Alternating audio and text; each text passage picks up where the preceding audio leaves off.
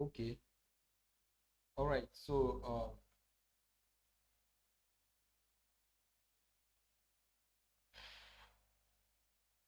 guys, P2B made lots of expositions here concerning the current administration of President Ahmed Bola Tinubu.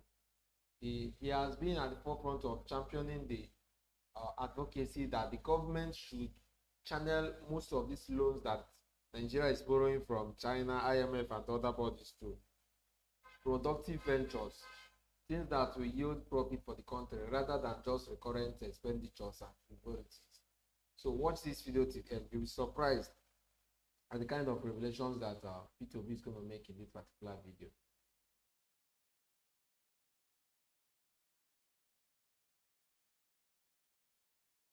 Subsidy gone.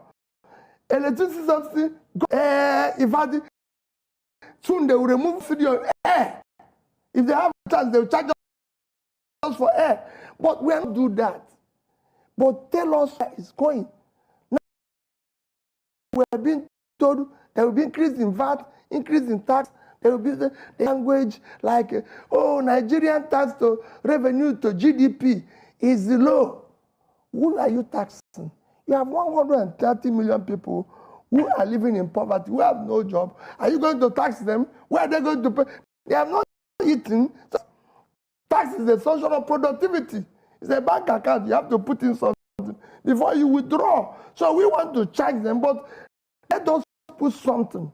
Nigeria want to see today, want to see is let Nigerian politicians start sacrificing. We can no longer continue. Did you hear people about the number of jets, even China and other places and everything? We are still enjoying, celebrating every day. Okay, let's move quickly. This final few minutes. The party is currently facing internal crisis, particularly with clashes over the establishment of an interim committee. What is your perspective on this issue, and how can the party move past these internal struggles? What needs to be done for the Labour Party to be exceptionally different from the other political parties? Well, that's what we're trying to do. But like I keep saying, it is a difficult thing where whatever the criminals and you try to dismantle what you're doing. Kade, I was governor of Abga in Anambra State for 8 years. For the 8 years I was in office, it's the same thing. There's one to put in the problems and everything.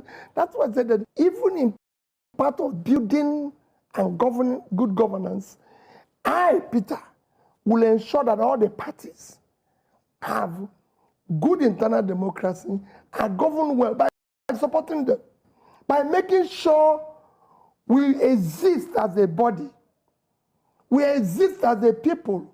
I will engage both the opposition, everybody, for us to come together in love and face and salvage the place. You see now is that to sustain the criminality, what we politicians today do is to continue to divide the system along religion, along parties.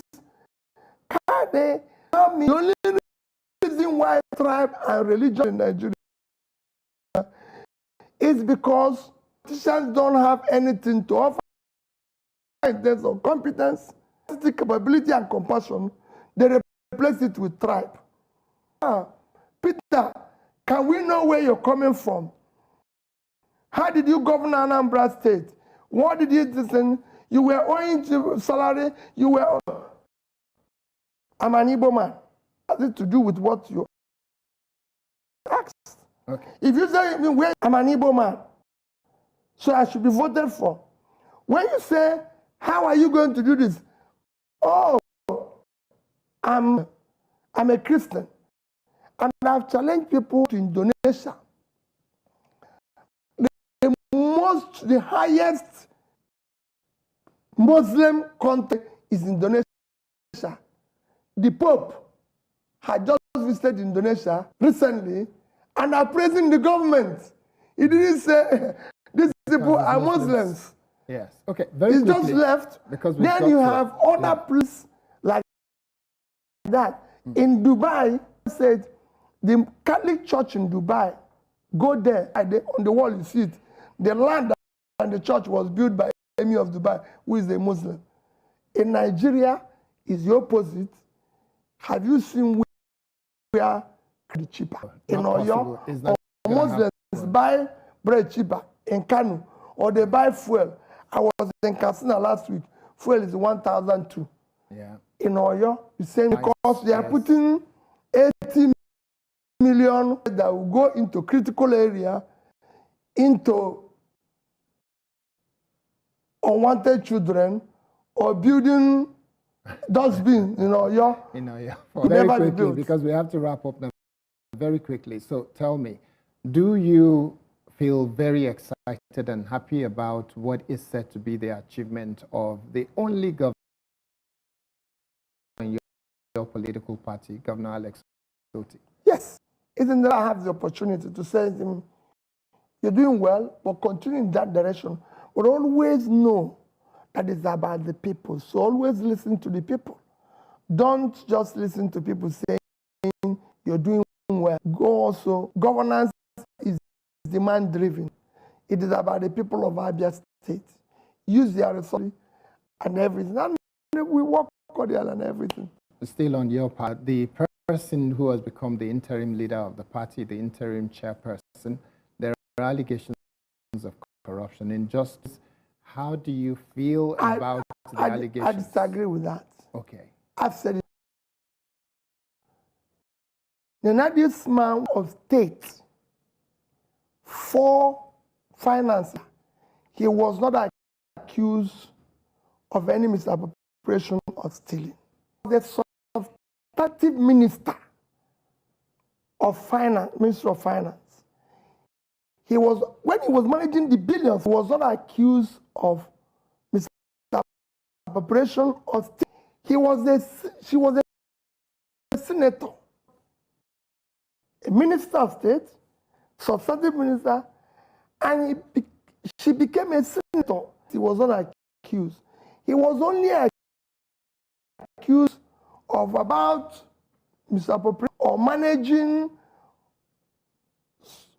maybe 100, 200 million money when he became a director. It's like me coming, paying you for, which happened not just to even some of the media houses being asked to refund money, they were paid for advert because they are part of corruption. You cannot go to market and come to woman who sold, like going to a restaurant and say, because they came here and had a huge bash for your wife, that the restaurant owner should refund money for the party, but it is stolen. How would they? Okay. So for me, we need to separate all this. She is one of those who cares about Nigeria. We discuss issues of Nigeria. I discuss it with her. And that's why I said, you can't bundle all of us all the time. There's a time you separate just few of us and say, this person is doing that, this person. And we need to look at people's background. Because we have to go. Because we have to go. I won't go without asking you. You need to be a member of the Labour Party, or are you considering your option, especially in the face of Chinese whispers about Kwankwaso and yourself? Frankly, for me, I'm not desperate to be Nigerian president. I'm desperate to see Nigeria work. If I see better, I will. I've even had people who said I should not come out in 2027. Offer yourself. And we will not put everybody on a scale. If they are better, I will vote them. But would you stay with Labour election if you're contesting? Well, yes, I will be here. And if anybody is coming for us to negotiate or come together, you must tell me what for purpose. I will not join anybody for state capture or for winning election. I want anybody to tell me how are we going to ensure that no child is left behind? How are we going to put those millions of school children back in school? How are we going to create jobs? Would you say yes to Kwankwaso joining you as leaders to make sure that you have the support of the North and the South? Would you We agree must to that? first establish what we are going to achieve by that coming together. Collaboration is not just going to be for state capture and continue the same consumption for production. We want to dismantle the two biggest jobs in Nigeria is what I want to dismantle. So your answer to Kwankwaso collaboration and coming together will be a yes? To anybody who wants to move Nigeria from consumption to production. For anybody who wants to pull people out of poverty, bring out of school children into school, and make it productive. Yes. But anything short of that, I'm not a part of it. Thank you so much. There are so many questions. I'd love to answer you, but time not permit. Thank you, Mr. Peter Obi, for sharing your insights and perspective. The situation around the fuel subsidy, the Labour Party's internal crisis is facing our country. Your contributions today have been invaluable in this proposed and the changes you advocate. We appreciate your time, thoughtful responses, and our audience. Thank you to every single one of you for joining and watching this conversation. We continue to bring you a conversation with key individuals who the direction of our country. Thank you very much. Thank you so much for coming on the program today. My name is Kadi Akintemi. Until next time, we hope you listen to News Central, where we bring you in this particular exposition by Mr. Peter Obi. The thing with Nigeria is that fixing Nigeria's problem is very easy if the leadership is passionate about it. But what we have are people in positions of leadership who don't want to really do the right things and give the country the quality leadership that it needs in all areas of international development. Okay, so I would like to know what your thoughts are. You can drop them down below in the comment section. Also, like this video and subscribe to this